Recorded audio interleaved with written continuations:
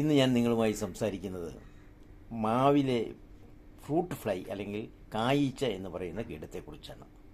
നമുക്കറിയാം, പലപ്പോഴും നമ്മൾ ഈ മാങ്ങ, പഴുത്ത മാങ്ങ അത് മുറിക്കുമ്പോൾ അതിൻ്റെ ഉള്ളിൽ നിറയെ പുഴുവായിരിക്കും. നമുക്കത് പിന്നെ കഴിക്കാൻ കഴിയില്ല, അത് ഉപയോഗശൂന്യമായി പോയി. ബാക്ട്രോസീറ എന്ന് പറയുന്ന അല്ലെങ്കിൽ എന്ന ജനുസിൽപ്പെട്ട ഒരു ഈച്ചയാണ് ഇപ്രകാരം മാങ്ങയെ നശിപ്പിക്കുന്നത്. മാവ് പൂത്ത് ഒരു കണ്ണിമാങ്ങ പ്രായമാകുന്ന സമയം മുതൽ ഏതാണ്ട് അതിൻ്റെ പകുതി മൂപ്പെത്തുന്ന സമയം വരെ ഈ ഈച്ച അല്ലെങ്കിൽ ഈ തവിട്ട് നിറത്തിൽ നമുക്ക് കാണുന്ന ഈ പെണ്ണീച്ച മാങ്ങയുടെ പുറത്ത് മുട്ടയിടുന്നു. ഏതാണ്ട് 150 മുതൽ 200 വരെ അതിന് മുട്ട ഒരേ സമയത്ത് തന്നെ ഇടാൻ കഴിയും.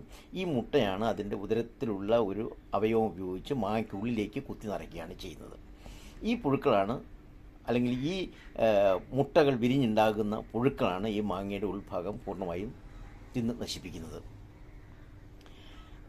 ഈ ഇതിൻ്റെ ഉദരഭാഗത്തുള്ള അവയവം ഉപയോഗിച്ച് ഇത്തരത്തിലുള്ള മുറിവുകൾ മാങ്ങയുടെ പുറത്ത് ഉണ്ടാക്കുന്നത് കൊണ്ട് അവിടെ പിന്നീട് സൂക്ഷ്മ അല്ലെങ്കിൽ ഫംഗസ് ബാധയുണ്ടാകുകയും അങ്ങനെ ഈ കണ്ണിമാങ്ങകൾ ഒട്ടനവധി പൊഴിഞ്ഞു പോകാനുള്ള സാധ്യതയും കൂടുതലുണ്ട്.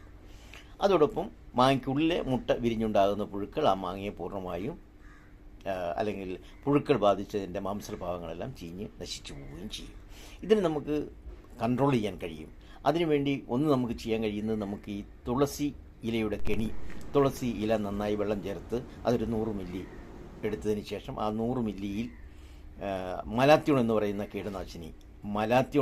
കീടനാശിനി ഒരു 2 മില്ലിയും അതോടൊപ്പം അല്പം പഞ്ചസാരയും കൂടെ ചേർത്ത് നമ്മൾ ചിരട്ടയിലാക്കി നമുക്ക് ഈ മാവിൽ കെട്ടിവെച്ച് അല്ലെങ്കിൽ ഉറി പോലെ കെട്ടിത്തൂക്കി നമുക്ക് ഈ കീടങ്ങളെ, ഈച്ചകളെ ഇതിലേക്ക് ആകർഷിച്ച് കൊല്ലാൻ കഴിയും.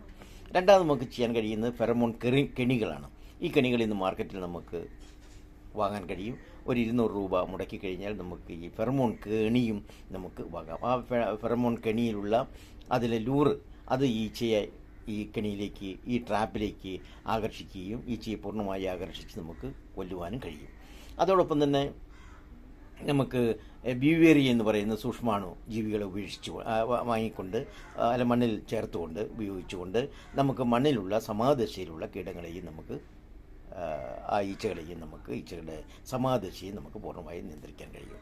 അപ്പോൾ ഇത്തരം കാര്യങ്ങൾ ചെയ്താൽ നമ്മുടെ തൊടിയിലുള്ള മാങ്ങയെ നമുക്ക് പൂർണ്ണമായും സംരക്ഷിച്ച് മാങ്ങയിലുണ്ടാകുന്ന പുഴുക്കേടുകളെ നമുക്ക് നിയന്ത്രിക്കാൻ കഴിയും. അപ്പോൾ നിങ്ങൾ മനസ്സിലാക്കേണ്ട ഒരു കാര്യം, മാങ്ങ മുറിക്കുമ്പോൾ കാണുന്ന പുഴുക്കൾ അതിൻ്റെ മാങ്ങ സെറ്റാകുന്ന സമയത്ത് അല്ലെങ്കിൽ കണ്ണിമാങ്ങ സമയത്ത് തന്നെ അതിൻ്റെ ഉള്ളിൽ പുഴുവിൻ്റെ മുട്ടയുണ്ടായിരുന്നു.